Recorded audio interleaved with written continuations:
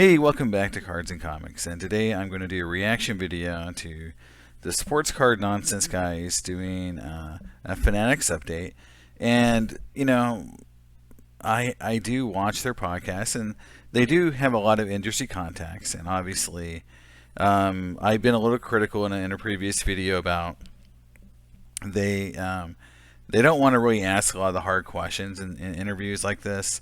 They tend to be sort of very neutral, and they need to kind of think about how they want to do it in the future in terms of just hard questions. So, but this was definitely new news, and I think it deserves someone to kind of review it. And so here we go, and we'll go through this. So we'll start. Somebody there, and it's not earth-shattering news, but it is some interesting. Some of the statements are kind of weird to me, so we're just going to figure we kind of break down the email. But hit it, and then we'll go back and recap them. Yeah, bottom line is, guys, they said when it's time, we will have a representative from Fanatics on the show to talk about it. Now is not that time, but this is what they gave. So, first one's it's pretty much fluff. It says Fanatics is building the leading global digital sports platform comprised of companies across the sports landscape, and this will transform the fan experience and extend the reach and presence for partners worldwide. All right, so nothing really we didn't already know. Okay, useless. Next. All right, point one. Not much there. It's just marketing. So moving on. As part of this expansion, Fanatics is creating a new sports trading card company that has secured long-term exclusive rights that go into effect over the next few years to design, manufacture, and distribute trading cards for several sports properties, including MLB. So hang on, and I'm going to be. All right, so we're just hearing there that Fanatics is starting a new company, and the new company will be basically, doing everything that Topps, Panini, everyone else is doing, which is, making cards, designing cards, distributing cards, right? So, it's what we thought. We thought it was going to be, a company that makes cards. I think originally there was a lot of people who thought they would just buy a company like Topps or Panini and just kind of utilize their distribution network and their internal resources, but I don't think they're going to do that, and this obviously is the first indication they're not doing that. Be annoying this whole time. Yep. First of all, that's the first time they've said in writing, at least that I've seen direct from them, manufacturing and designing. So that's something. Yeah. Okay. Yep.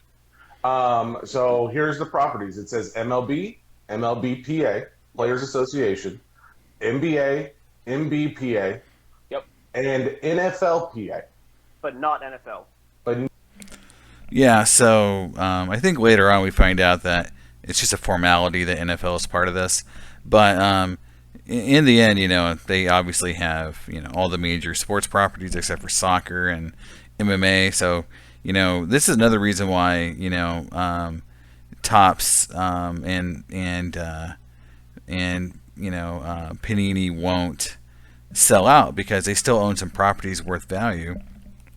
And there's Marvel cards or DC cards or whatever else Topps owns, Upper Deck owns. There's other properties like Star Wars that's very valuable. So I do think that they're not out of the game, but obviously in the sports card market they're way out. So but yeah, this just kind of confirms again what we thought originally was that Panini's going to kind of go it their own way. Not NFL, so that's kind of interesting. It says average deal length is 15 years. Yeah, and that's another thing for the hobbyists, 15 years for the deal. That's just a long time if they screw it up, right?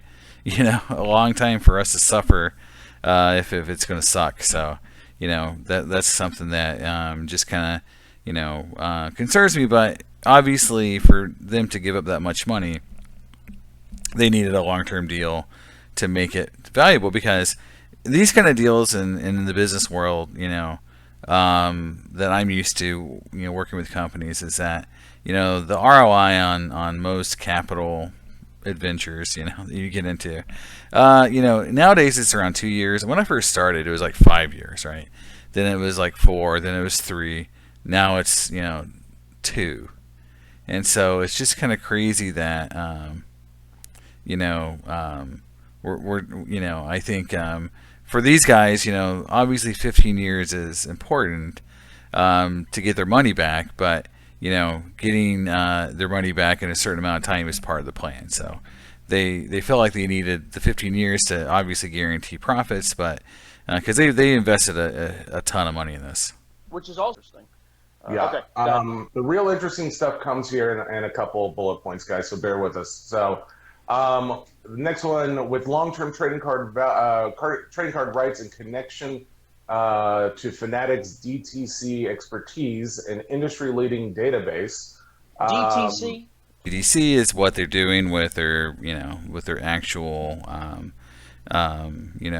sporting clothes and athletic wear brands, and obviously going direct to consumer cuts out a lot of the middlemen, and that's what they want to do. So when I originally posted about Fanatics, I said, they want to own the entire supply chain, and cutting out the middlemen, going direct to consumer is the easiest way to do it. They already have the infrastructure and the websites and the know-how to do that. So this is not surprising in the least.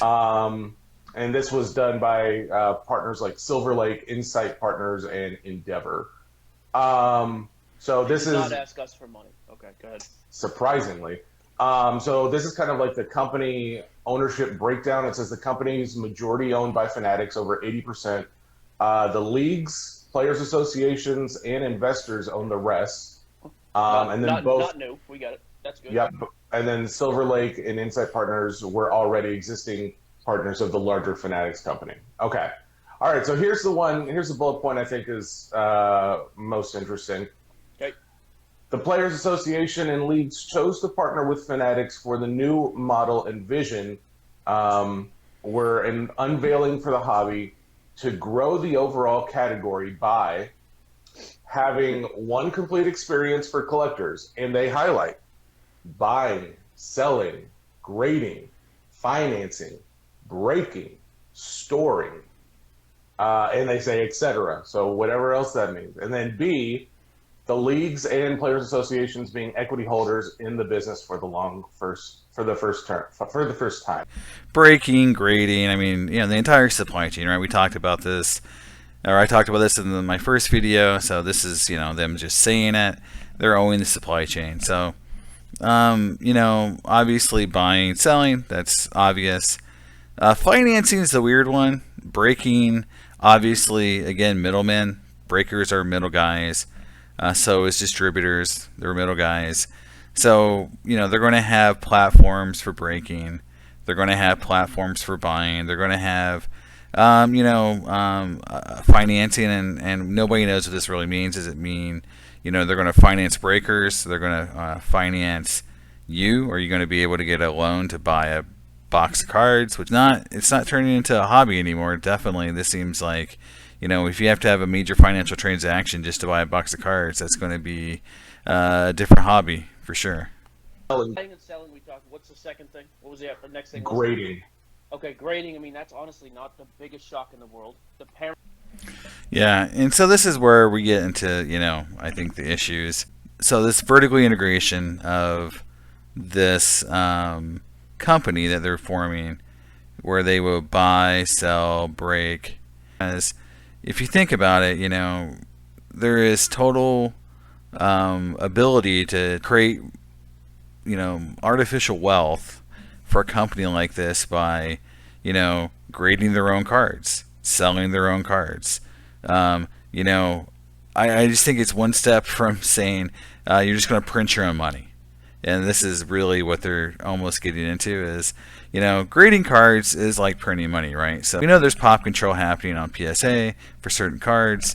But these new companies, like how much control will they really try to put into the marketplace to prevent it crashing? Or are they just going to try to cash out all at once? I mean, there's just so much going on here where they're basically taking over every aspect of the hobby to where, I think the model eventually is going to be this is, You buy it either directly from them or through a breaker that they sponsor.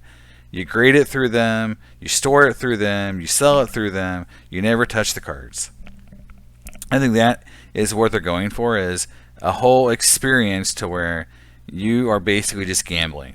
You just give them money, you get something back, you get it graded, you sell it, you never touch it. It's never a physical asset. It's basically selling NFTs without actually selling NFTs, and it's also gambling without actually gambling. Meaning that you're gambling, but it doesn't meet the strict legal definition of gambling, so therefore they don't have to comply with any laws. It's pretty negative in my opinion. When you get to this level of one company controlling all of this. So we'll see. What else is going on. In the video, because right now it's pretty disturbing. Parent company of CSG, which is CCG, I believe. Yeah, is I would think owned. so. The majority, at least, is owned by. Was it Blackstone? Yeah, So here they're saying, that basically Blackstone, which is already a part of, Fanatics and Umbrella, owns part of CSG, which is, is a part of the company that owns CGC, which is the biggest comic book creator, and CSG is coming into the market and has graded a lot of cards, but they haven't really made a big input or splash because they just don't grade enough cards to make a big difference in the sports card market. So they're not a grader of choice yet.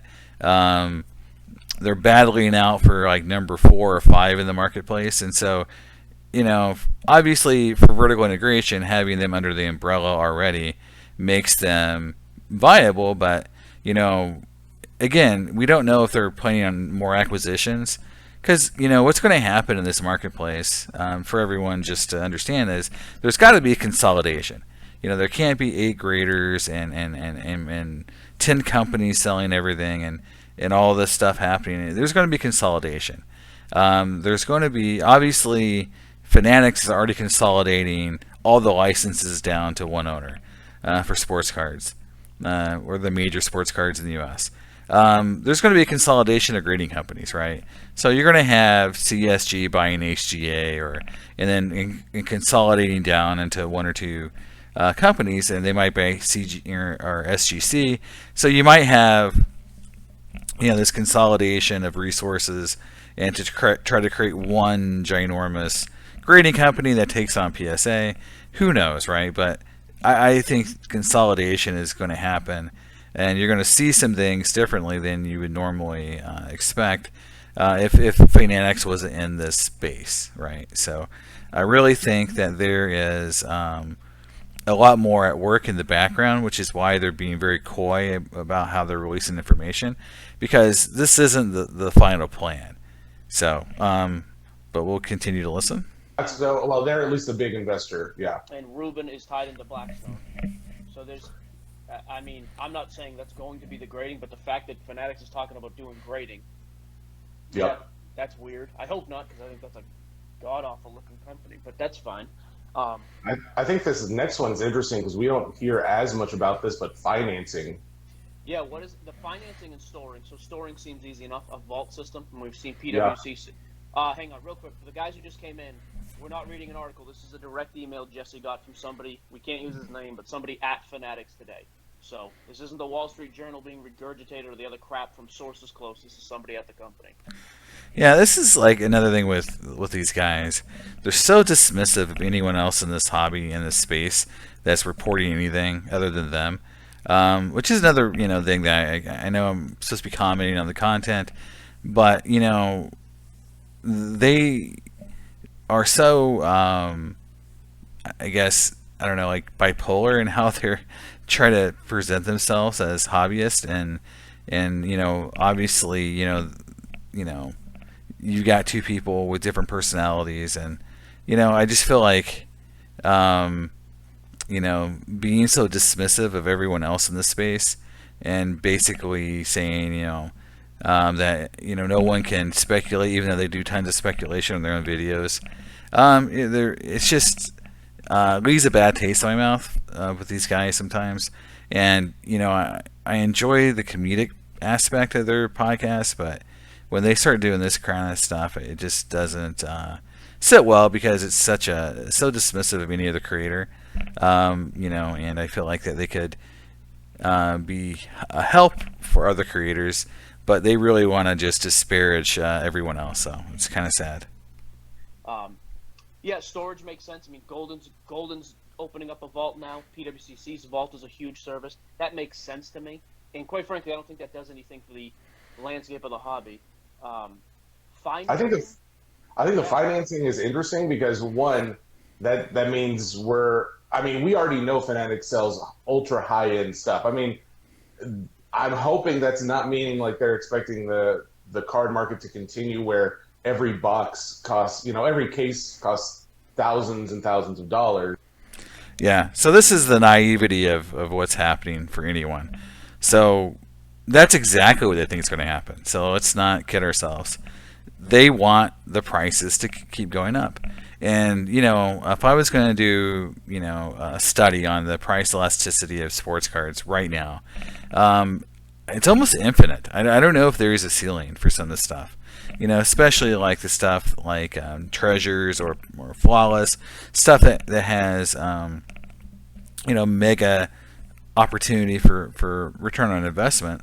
And you're seeing Donruss football cards selling for $500 a box because there's a couple inserts that are popular.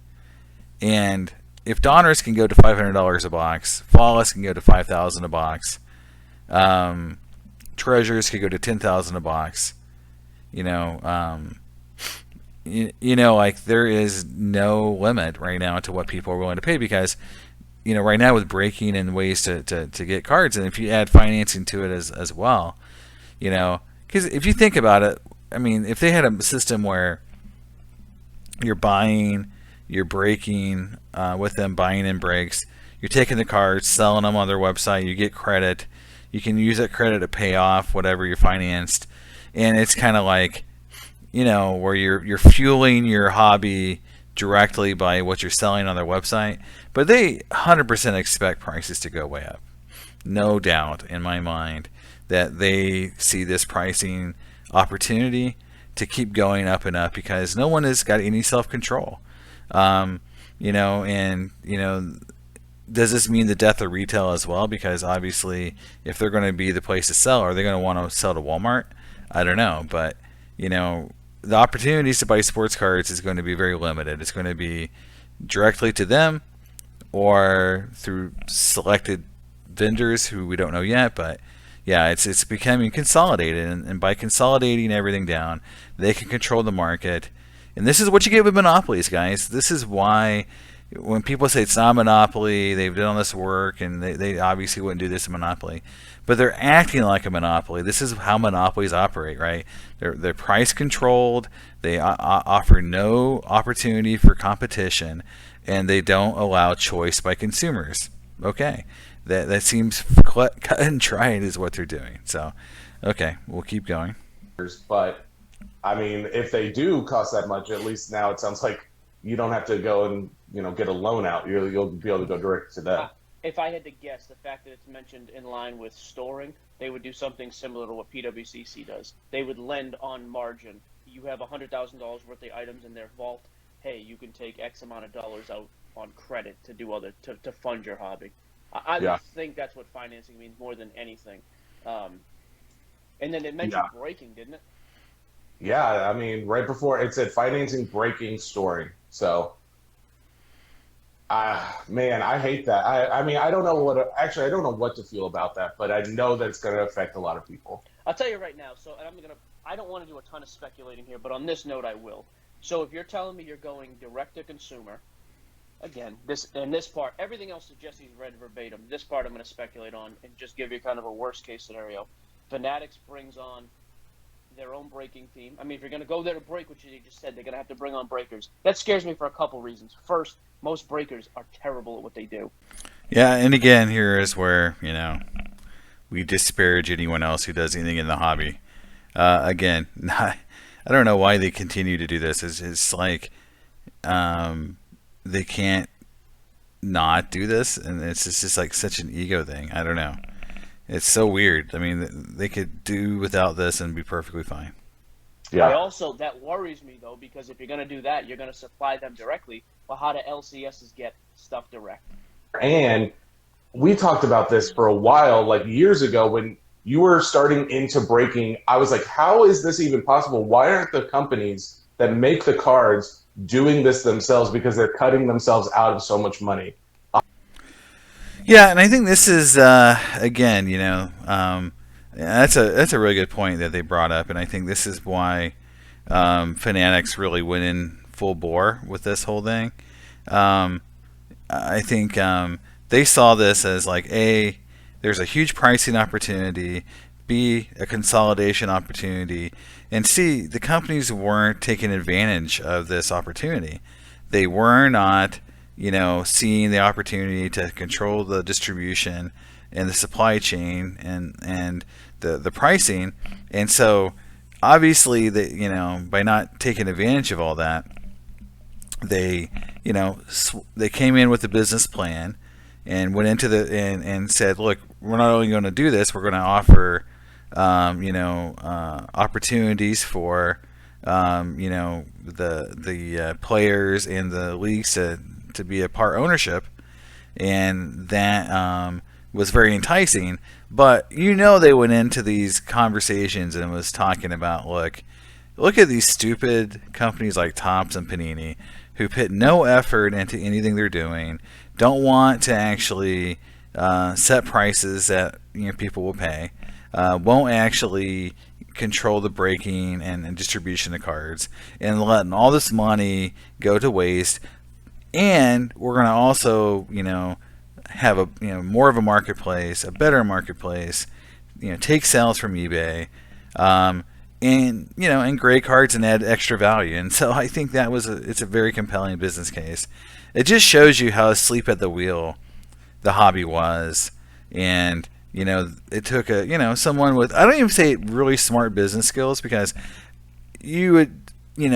tons of people have been saying this for years, right? And even on this podcast or this video, they're saying, like, why hasn't companies done this before, right? That is it didn't take a genius to figure it out. It just took someone with enough money and enough guts to actually do it. And that's what we're seeing, is basically a company that knew how to go out and get licenses and knew how to negotiate and do this. So, I think Fanatics is just, they, had a proper business plan and executed it, and Topps and these guys were worried about small money, and someone with an actual real plan that was thinking more big just ate their lunch. Obviously, Fanatics is like, yeah, why are they doing it? Because now, I mean, it sounds like that, which then makes me ask the question: do they cut out distribution entirely? This only talks about DTC, direct to consumer. So, and then just to recap too, there is no mention in here of if they're going to buy Topps, Panini, license out different things, whatever. No. So this is the last point I'll make in this video, because there you go. It's the entire supply chain. They want to own it, and so I don't think anything else needs to be said. They know what they're going to do. They have a plan. The only thing that's going to stop them is probably government intervention. Sorry. To basically protect the consumers from monopoly. That's not going to happen. I say it, and it sounds good to say it. It's not going to happen, because they don't care about hobbyists. Okay, they care about the money. If I was going to guess, if there was going to be any sort of interaction with the government in this whole business plan, it will be to prevent something like drug money or people embezzling money through cards by trying to wash the money through buying and selling on a platform like this.